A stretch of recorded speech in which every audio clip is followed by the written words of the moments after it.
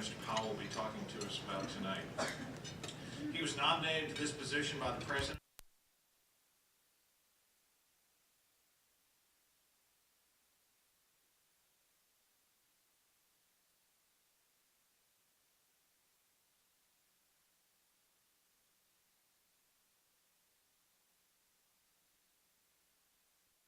in Applied Science, again at the University of Pennsylvania. After graduation, he worked as a computer scientist at the Federal Bureau of Investigation and also served as an Air Force officer. While wearing the blue uniform of the Air Force, he managed programs for the intelligence community, primarily involving computer and network technology. His work included designing and delivering the first Department of Defense Intelligence Center to exploit and disseminate detection and surveillance data in support of counter-narcotics missions, also managing the program that designed, acquired, and installed intelligence data systems required in the National Maritime Intelligence Center, supporting the development and enhancement of the United States Space Command Joint Space Intelligence Center, and providing support to United States Navy Fleet Intelligence Centers, United States Central Command, and Air Combat Command. And having served in Air Combat Command for a number of years, I will tell you, that's quite a portfolio for any Air Force officer. So, after his Air Force service, Mr. Powell attended Columbia Law School, where he was a senior editor of the Columbia Law Review, a Kent Scholar, and a Tony Patino Fellow, After graduation, Mr. Powell served as a law clerk for Judge John Walker, Jr., and on the United States Supreme Court of Appeals for the Second Circuit, and then for Judge Byron White and Justice John Paul Stevens on the United States Supreme Court. Mr. Powell practiced law at Kellogg, Huber, Hanson, Todd, and Evans in Washington, D.C., where he was part of the discovery and trial team that won the largest antitrust verdict in U.S. history. He next joined the Vitria Technology and Company in Sunnyvale, California as corporate counsel. And at Vitria, he handled securities, licensing, litigation, and intellectual property matters. He also oversaw European and Latin American legal issues for the company. Before taking his current post as general counsel for the DNI, he served as an associate counsel to the president and special assistant to the president, where his work included advising on various initiatives related to reform of the intelligence community and the creation of the Director of National Intelligence. I'm sure that when he was thinking about that, whether he knew he would end up being the general counsel for the DNI is an interesting question. He was also the liaison to the Commission on the Intelligence Capabilities of the United States regarding weapons of mass destruction. That's the Silberman-Robb Commission, various litigation and investigatory matters, and policy and legal work with the Department of Homeland Security, the Department of State, the Department of Justice, the Department of Commerce, and NASA. For someone who spent some time in government, to read Ben's portfolio here is absolutely incredible as far as the things he has done in government, the experience he brings as general counsel to the DNI, and his vast knowledge and experience in the intelligence community. I can't think of anyone who is more appropriate to address us tonight on this very, very difficult issue of intelligence, the gathering of intelligence, and the legal restraints on the gathering of intelligence than our speaker tonight. So please help me welcome the Honorable Ben Powell. Ben?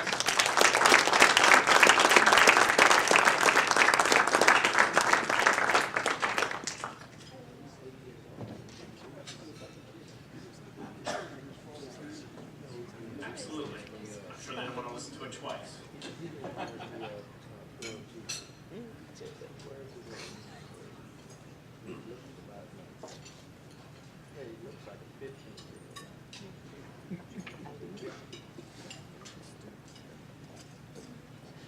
I do not say that.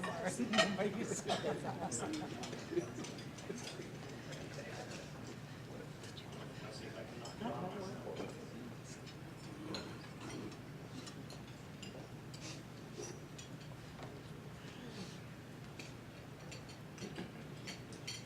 Okay, we set? Great, wonderful. Chairman Price,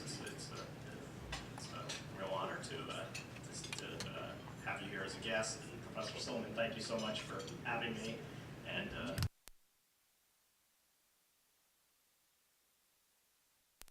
here to talk with you. First, I will say that I did not envision being in this position when I was helping to participate in the drafting and negotiation of the legislation. I was looking forward to leaving government. More so, my wife was certainly looking forward to me leaving government. I had promised her 2 years if we moved back from California. At the time we moved back from California, she was 8 months pregnant. We moved from California on the last day that the doctors at Stanford would let her get on a plane to come back. I promised her 2 years, and then we'd go and do something else. And I also managed to cut my family income by 75% in this. So I had said I hope they find a good person for the general counsel. I'd help them with the search, but when they expressed interest, I said thanks. But you know, I promised something, and it was time for me to move on to something else. And here I am two years later, and about 5 years into my 2-year commitment to my wife. So we'll see where this next takes us. I want to talk about a couple of things tonight. First, I want to talk about the threats that we face. I want to talk about the Intelligence Reform Act and the Director of National Intelligence. I want to talk about the National Counterterrorism Center and talk about where we're going in the future, and I hope to do that all in less than 20 minutes. Since we're at a business school, the question arises, well, what are our metrics? That is the buzzword that everyone has. I'm frequently asked by members of Congress, what are your metrics? How are we measuring success? How do we know that the taxpayers they spend a tremendous amount of money on these gadgets and this intelligence community? How do we know that we're getting success? What are your metrics? We want metrics. We want to be able to measure performance. And I'm not going to go through all of those tonight, but that I have been looking at recently that's given me some cause to be somewhat pleased. And that answer is when I look at cable TV in our watch center, what I tend to see these days is something involving Anna Nicole Smith's baby and whether somebody named Howard Stern or Larry Burkhead is the father. The other thing I seem to see about the other 12 hours a day on cable TV involves American Idol and somebody named Sanjaya, who is apparently being promoted by someone else named Howard Stern, who's a disc jockey. And whether or not Sanjaya is going to sabotage American Idol and win this year.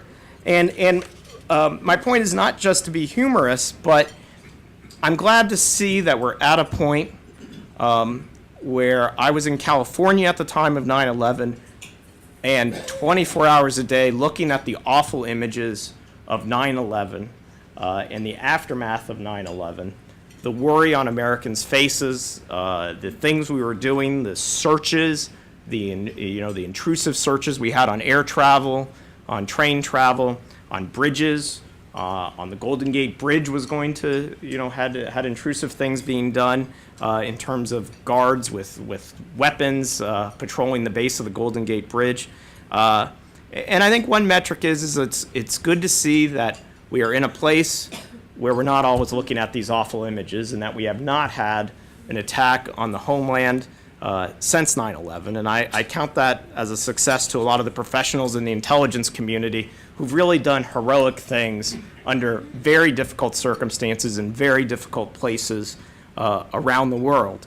I'd also count as a success the fact that we're having a very robust debate over what the right authorities for our intelligence community is, how we're going to confront terrorism, how do we make sure that we're respecting American civil liberties in all that we do, and we're able to have this robust debate in public and make sure that all sides are considered as Congress continues to consider legislation. So I think those are two metrics that I think that we can be proud of in terms of where we are today in the fight against terrorism. But we have to remain vigilant against new and evolving threats. Let me take a minute to talk about the threats. Terrorism remains the preeminent threat to our homeland. to our security interests globally, and to our allies. Al-Qaeda continues to be the terrorist organization that poses the greatest threat. Nevertheless, in the last year, we've developed a deeper understanding of their tactics and the enemy we face.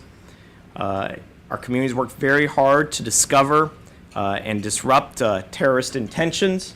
One thing that's interesting, of course, in the Cold War, we knew what the Soviet capabilities were. We had a tremendous infrastructure in terms of, we knew what their tanks were, their bombers, their missiles, their submarines, their warships, their armies, how they were organized, forces, artillery pieces, all of those types of things. What was the difficult part? Intentions.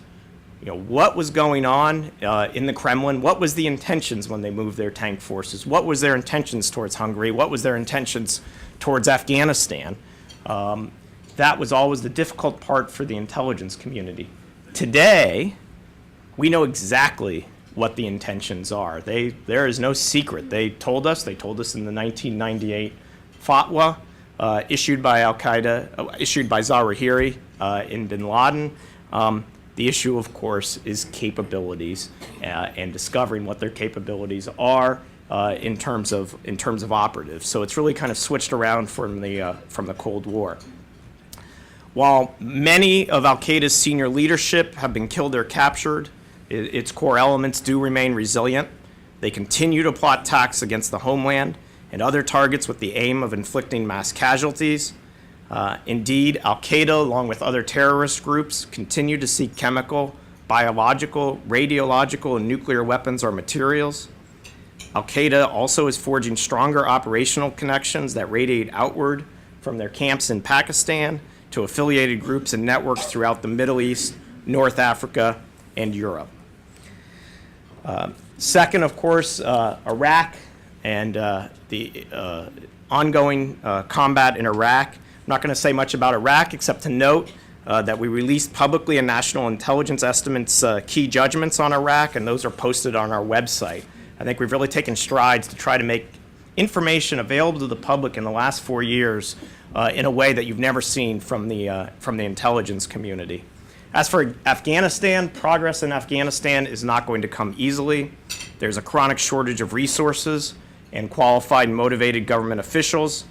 Once more, although the insurgency probably does not now directly threaten the government, it is deterring economic development and undermining popular support for President Karzai.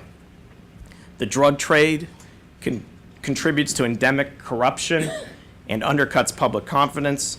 In addition, a dangerous nexus exists between drugs, the insurgents, and warlords who derive funds from cultivation and trafficking. Terrorism, of course, is not the only threat we face. The intelligence community judges the efforts by both states and non-state actors to develop or acquire dangerous weapons and delivery systems constitute the second greatest threat to our nation and to our allies. Iran and North Korea, of course, are of particular concern in this area, and these regimes have pursued nuclear programs in defiance of United Nations Security Council restrictions. We assess that Tehran seeks to develop nuclear weapons and has shown greater interest in drawing out the negotiations rather than reaching an acceptable diplomatic solution. As we assess threats to U.S. security and interests, Iran is of concern beyond the reasons of nuclear aspirations. The fall of the Taliban and Saddam, increased oil revenues, Hamas's electoral victories, Hezbollah's perceived success in fighting against Israel all extend Iran's influence in the Middle East. I'd close out by noting you're familiar with, obviously, Iraq, Afghanistan, Iran, North Korea, terrorism, Al-Qaeda, the concerns we face, but we also have to follow a lot of other things. One I will mention is, of course, the world's fastest growing humanitarian crisis, the situation in Darfur, where more than 200,000 people have been killed, 1.85 million have been internally displaced, and another 235,000 have taken refuge in neighboring Chad. So this is just kind of a very quick overview of the world and the threats we face and some of the things that are at the top of the list of the intelligence community and the assessments of the Director of National Intelligence. But just as our threats have not been static since the Cold War, neither has our intelligence community. Of course, in 2004, Congress passed the most far-reaching legislation since the National Security Act of 1947, creating the Director of National Intelligence. The idea of a Director of National Intelligence goes back many years, many commissions, many ideas for it.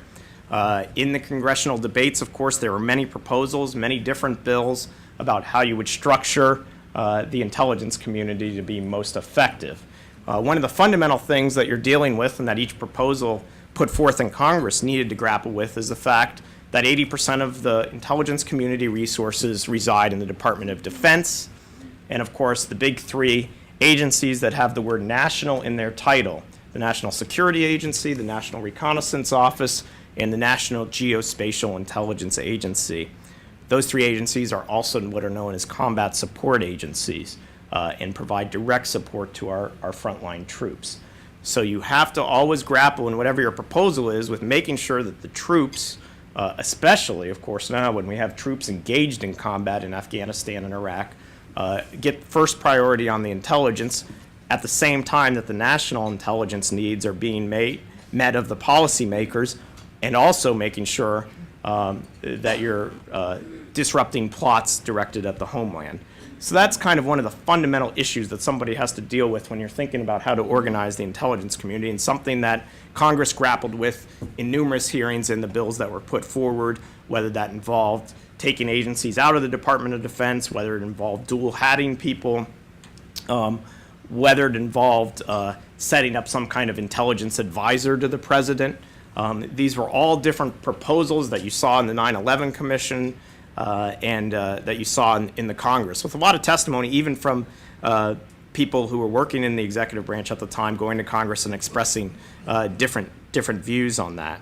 So a lot of debate, a lot of robust debate that led to the signing of the Intelligence Reform Act in December of 2004.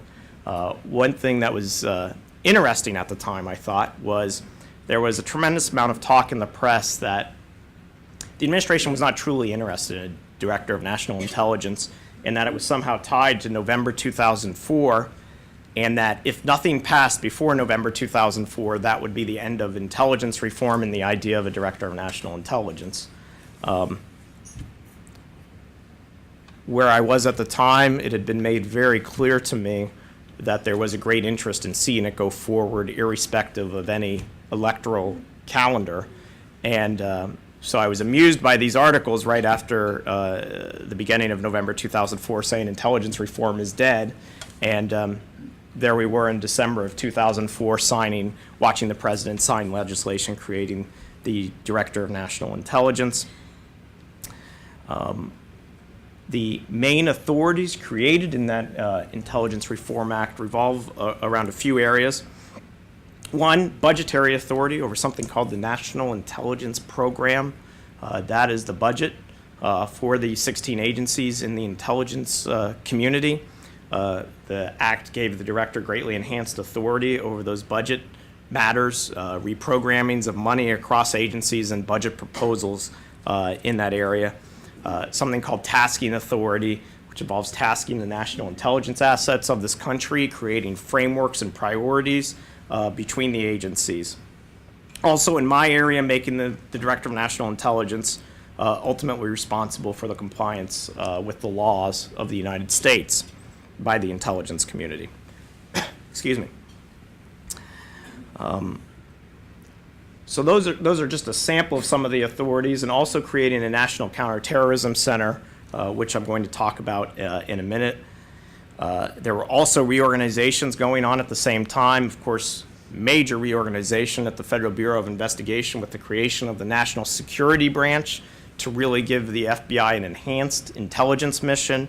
CIA creating the National Clandestine Service to beef up its human intelligence capabilities and its mission as the National Human Intelligence Manager, which is also contained in the Intelligence Reform Act. Ambassador Negroponte, of course, was confirmed as the first Director of National Intelligence, and his deputy, General Michael Hayden. And they did a tremendous job, I think. From my experience, setting up new organizations in the government is a tremendously difficult task, but they got things up and going At the same time, of course, the standard analogy about we have to keep the plane flying at 30,000 feet. We have to replace the wings, but we can't land. So that's kind of what it felt like at times, I think, as we were working to get everything stood up. And I think Ambassador Negroponte's really owed a great debt of gratitude for the job that he did. And of course, we now have a new Director of National Intelligence, Michael McConnell, 30-year intelligence veteran, former director of the NSA, former head of intelligence for the Joint Staff during Desert Shield, Desert Storm, a long distinguished history, very successful in private industry in the past 10 years, deeply knowledgeable about this community, sensors, analysis, the world situation. So we're very fortunate to have him on board. At the same time, of course, General Hayden has moved over to the Central Intelligence Agency, and General Clapper just a few days ago, who was formerly director of the National Geospatial Intelligence Agency, longtime intelligence professional, just confirmed 2 days ago as the Undersecretary of Defense for Intelligence, and of course Secretary Gates, a former director of Central Intelligence. So we have a rare alignment of senior leadership with deep knowledge of the community in place. And I think much is expected of this leadership to ensure that the reforms that were promised in the Intelligence Reform Act of 2004 come to fruition. Just the day I came down here, Director McConnell rolled out what's called the 100-day plan of his. It's on our website. You can go and see it. Really focused on integration and collaboration and some of the priorities that he has and wants to emphasize in the 100-day plan. One of them includes an increased emphasis on acquisition. We spend a tremendous amount of taxpayer money on acquisition and acquiring systems. We need to make sure that we have a workforce and a capable workforce that is trained to manage these programs and knows how to do it in a professional manner. Information sharing, of course, continuing the progress we've made there, and I'm going to talk more about that in a moment. And the one that is assigned to me as an action item for the next 100 days is clarifying the roles and responsibilities of the Director of National Intelligence, whether that involves executive orders, changes to rules and regulations, or proposals to Congress for changes in the Intelligence Reform Act. So that one is something that I'm undergoing an intensive review of right now.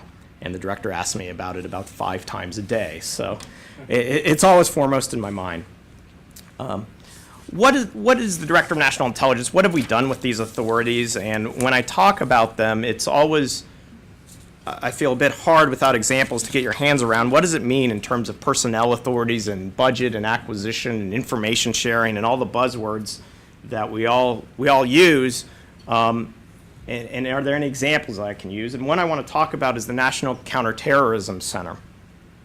National Counterterrorism Center started as something called TTIC, the Terrorist Threat Integration Center. It's a small office created basically by memo. This was after 9/11. The idea was to bring together and solve some of the problems that we saw with information sharing after 9/11. Everyone saw it as a very good idea. The question was, well, who was going to put forth the money? And who was going to put forth the people? The standard questions in government, and I'm sure Chairman Price could fill us in that everyone's always asking him for people and money. So these are always the big questions. We have lots of great ideas, but we need to make sure that those are implemented. TTIC was successful, but it was challenged with information sharing issues, with people, with budget. TTIC was given a formal charter by executive order. It's 13354. Anyone can go and read it. That was August of 2004, and that formally chartered what was then called the National Counterterrorism Center. The recommendation to create such a center, of course, was contained in the 9/11 Commission report. At the same time, legislation was going forward to create the National Counterterrorism Center, but it wasn't clear what was going to come out as far as a bill and how those negotiations would proceed. But it was important to get moving with a charter for the National Counterterrorism Center and get it stood up and going while the legislation was moving through the Congress. let me talk a little bit about where we are in the National Counterterrorism Center pre-9/11 versus where we are today. Before 9/11, there was nowhere in the U.S. government where all terrorism information came together. Today, the National Counterterrorism Center accesses 30-plus networks from intelligence, military, law enforcement, and homeland security.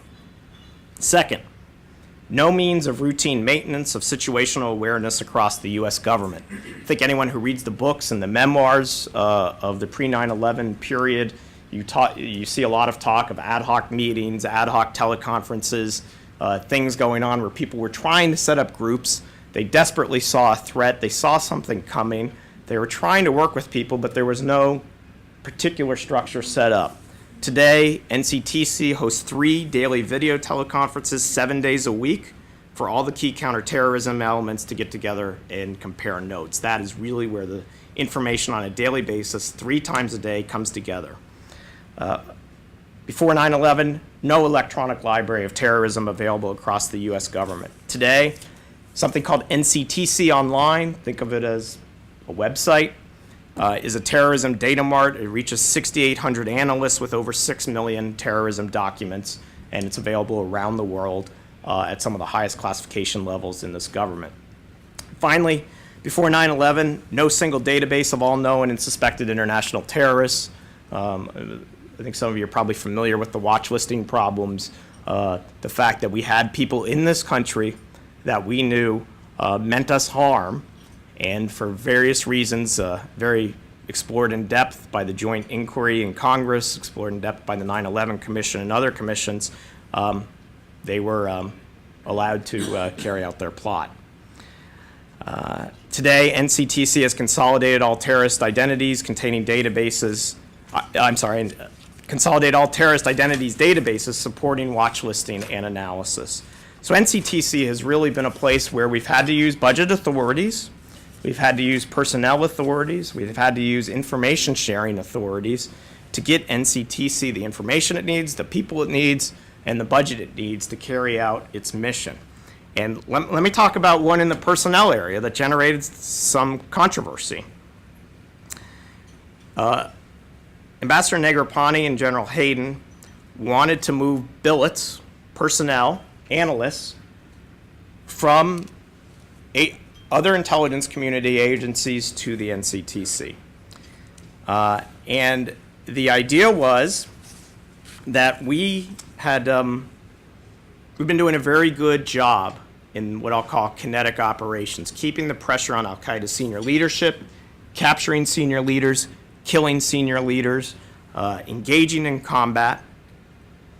However, how are we doing on issues of ideas, outreach, deeper understanding of these movements, of the young people, of the people who are indoctrinating young people in this kind of supply of suicide bombers? Really, how are we doing at a strategic understanding of giving policymakers information about understanding what is leading to these problems, what is the culture that produces these, to get at some of the root causes of these issues? And I think we had 2 panels this morning addressing this exact issue, so I think it's very timely. So the decision was to move analysts who were engaged in these daily operations to the NCTC and take a more strategic focus. And soon after we reached that decision, we were reading about it on a daily basis in the newspapers, that we had stripped capabilities, all types of criticism. People do not like to lose their personnel. Particularly, we don't have an endless supply of people who are experts in Islamic countries, in history, in culture, and in languages. But the Director of National Intelligence made a decision about a priority and a need to shift resources, and he made it stick. And there was a lot of questions, a lot of controversy. It came up at General Hayden's confirmation hearing. There were a lot of questions on this, and everyone had a different view on it, and the views are all valid. It was not a clear-cut type of decision. We have a limited resource. What is going to be our priorities? We do have a seemingly very large supply of people who are coming out of certain areas and indoctrinated and have dissatisfaction that is leading them into hands of people who mean to do us harm. So it's an example of where these authorities, where kind of the rubber meets the road. If you really want a DNI who's going to make decisions and make these tough decisions and make priority decisions, then he has been exercising these authorities and making them stick. You've probably seen, though, in the newspapers and things at times, charges, some very unfair charges in my mind, about, well, they're moving analysts and billets to build a bureaucracy or those types of things. People aren't happy to lose people or to lose money. At the same time, what has been something that we consistently see, we've talked about at this conference, the need for a deeper understanding of cultures, languages, history, societies that is leading to some of the root causes of these problems. So he made a difficult decision, used his authorities, and made it stick. Also, we're looking right now at reworking some older legislation to maintain our edge and seeing what needs to be updated. One of those I'll mention is the Foreign Intelligence Surveillance Act. You'll be seeing legislation. There was hearings last year and proposals in the Congress. You will also be seeing an administration proposal come forth extremely soon to rework the Foreign Intelligence Surveillance Act.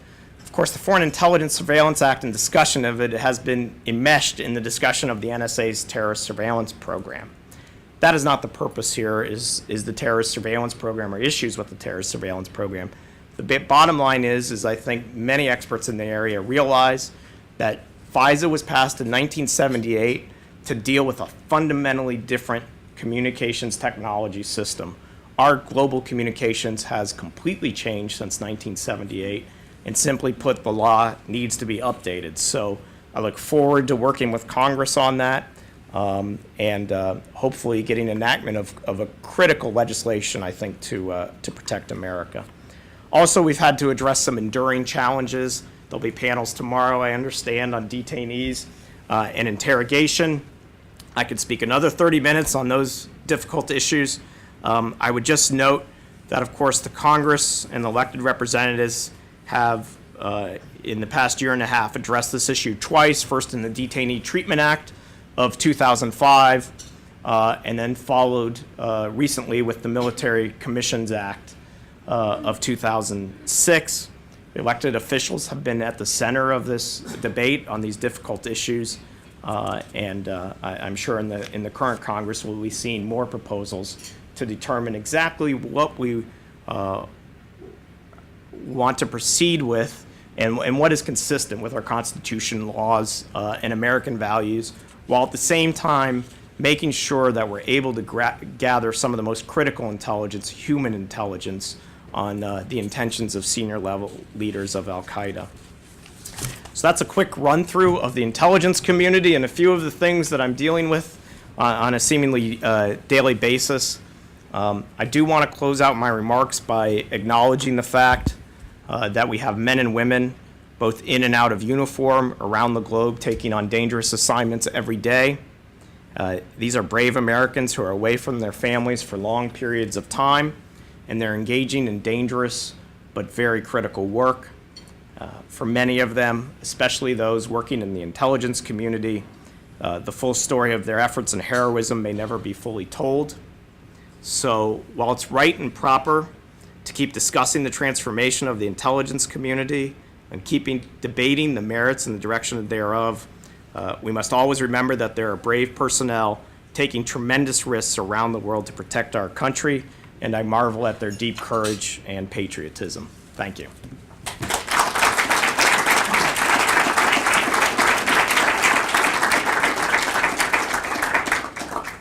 Ben, would you allow some questions? Many as you want. And I want to take the prerogative as chair and ask one. You mentioned human intelligence, HUMINT. There has been a lot of criticism that coming out of the 90s that we self-imposed restrictions that really limited our human capability. Are we working to restore that in your judgment, or could you address the whole question of human intelligence? Short answer is yes, tremendous emphasis. We took the intelligence community down by 40% after the Cold War. The peace dividend, you will recall. One could argue that if you're taking down your military, maybe that's a time you better start beefing up your eyes and ears and warning so you could see what is coming. Traditionally, though, the budget has tracked the military budget.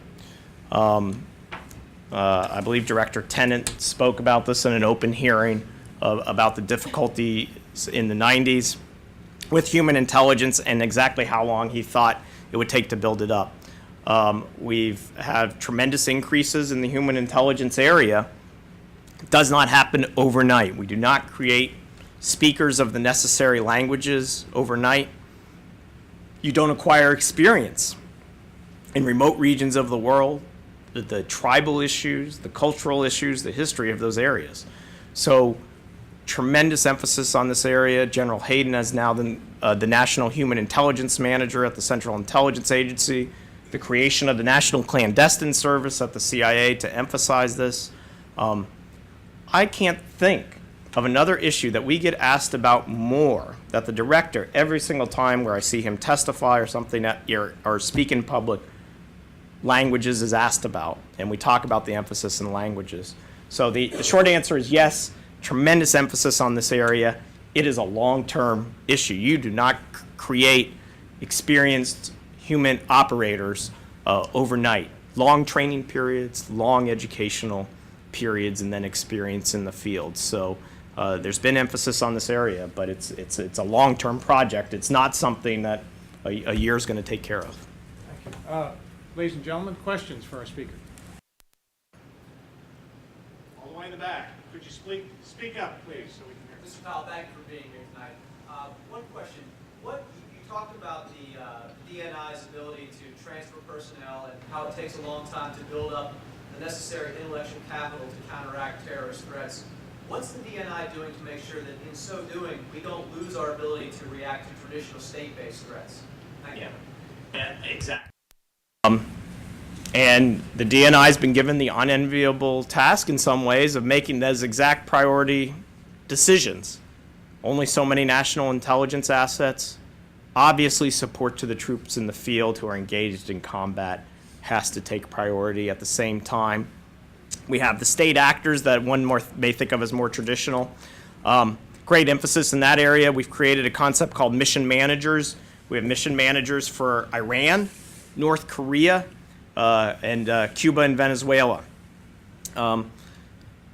One way maybe to think of those mission managers are that they do what the DNI would do if he had full time to spend on that particular issue. So they bring together the community on that issue and determine, making sure that everyone's working together in an integrated and collaborative way. At the same time, obviously, we have issues in Russia or China that we need to follow. Basically, these are all stacked up and the resources are allocated to these issues. Always a lot going on in the world. We do have a tremendous amount of assets directed against the state actors and some of the hard targets that we must follow. And of course, I spoke about Iran and North Korea. Any other questions?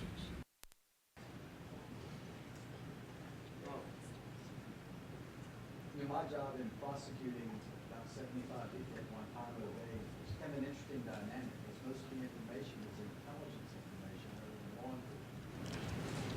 It's an interesting dynamic trying to take intelligence and use it in a criminal process. How do you see striking the balance in those two competing interests? Right. Of course, we had a paradigm shift after September 11th to making sure that the FBI was focused on preventing, not just prosecuting after the fact. It is always a difficult dynamic in dealing with sources and methods, and what are we willing to put into the prosecution process, and having to make the judgment as to what effect that will have in terms of disclosure and sources and methods. One of the reasons for the very robust debates you saw over the military commissions that is still ongoing is determining a way of how we deal with this intelligence information and at the same time be able to prosecute people. in a way that preserves ongoing operations and sources and methods. We want to make sure that, that people are brought to justice at the same time. We're very interested, I think, in give the great priority to prevention and making sure that we don't have another 9/11. So as you're aware, we're making these decisions almost on a weekly basis, it seems like, whether it's in the military commissions or even with the Department of Justice, determining how to go forward. But I'd say there, of course, there is a greater emphasis on making sure that we're preventing and disrupting early. And you saw that with the transatlantic plot recently. And sometimes, you know, we have to deal with prosecution issues after the fact, but we really do need to focus on making sure that there's not another devastating attack. I think I would worry if there was a devastating WMD attack. You know, we have a very robust debate about civil liberties and protecting our civil liberties. I'm very concerned. I'm passionate about my privacy, or what's left of it after going through a Senate confirmation. But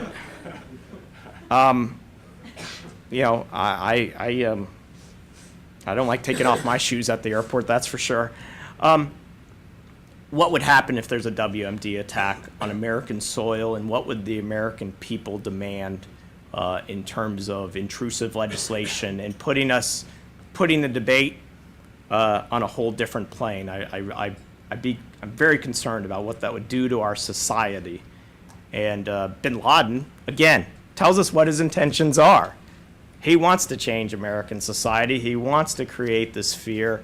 He wants to bankrupt America. He wants to shut down air travel. He wants to make things so intrusive that we really have to fundamentally change our society, and we really need to prevent that. And it's good that we're having the robust debate we are conducting right now, and we will be conducting, I'm sure, for the coming many years. And hopefully it's not as a result, though, of a devastating attack. Other questions? Any other questions? Yes, There's sir. some people that feel that we're right in the beginning, like as we were in 1945 through 6, 7, 8, 9 in the Cold War, which took us 40 years to win. Do you have any long-term projection or short-term? Do you think it'd be that long? Or Yeah. I mean, people are really using the term the long war. It's out of my lane. I mean, we really had some experts this morning discussing the Middle East and the very complicated issues there. It's difficult to see a short time horizon in which these generational things are going to change. Again, part of the reason we shifted our weight a little bit towards exactly a longer term focus, getting at the root cause of problems, not everything being, you know, kinetic options on a daily operational basis, is to get at that and think about what are we doing on a longer term basis, so there's not an endless supply of leaders and young people being indoctrinated. So I don't know if I could even, way out of my expertise to try to make any prediction about 40 or 50 or 60 years, but it's definitely not a short time horizon, and it does look like we're in for a long period of discussing and having to deal with these issues. Let's take one more question. Yes, sir. I worked for a while in the State Department Intelligence Bureau. I also worked in Air Force Intelligence. I wonder if these kind of elements would still have a good say in the national intelligence picture under the new regime. Yes. Department of State, Bureau of Intelligence and Research, excuse me, a fairly small organization, but certainly one of the most well-respected organizations worldwide in terms of in-depth analysis, in terms of deep understanding of the world situation, and really putting together extremely good products for policymakers on some very difficult issues, and really respected for the depth of their analysis. Bottom line answer is a great deal of say. Our Deputy Director of National Intelligence for Analysis, Tom Fingar, was the head of state INR. as it's known.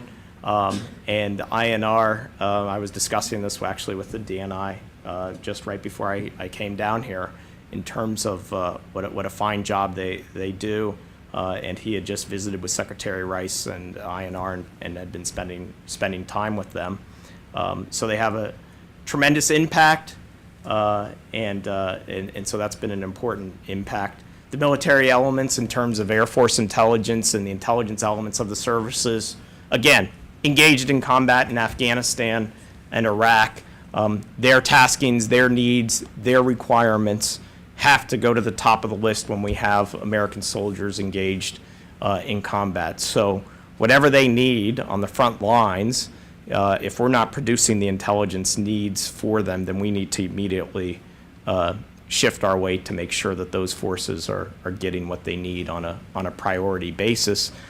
And of course, during the Iraq War, we brought to fruition a lot of the pushing forward a lot of information that was formerly held as very highly classified. Collectors like to hold on to information, but it's not their information.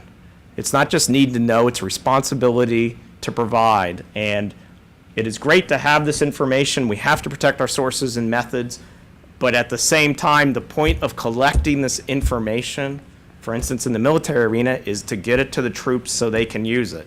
It's not for collectors to hold on to at their sole discretion. So we're trying to shift from a model of the need to know model to a responsibility to provide. And that's a whole other speech that I will not impose on you. Ben.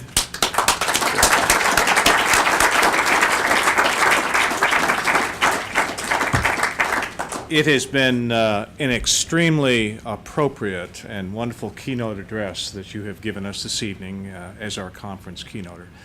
And again, you've given us your appraisal of where we are right now under the creation of the DNI, where we're going in the future. And although, as you say, there's no short-term solution to this, it's a long view, but nonetheless, I think you've suggested to us that under the new intelligence configuration, under the DNI, at least we're going to be better equipped, not only for tactical intelligence, but for the long term. So again, thank you for coming down from Washington. We appreciate your presence, and thank you again for being our keynote speaker. Great. Thank you. Thank you, Ben. Thank you.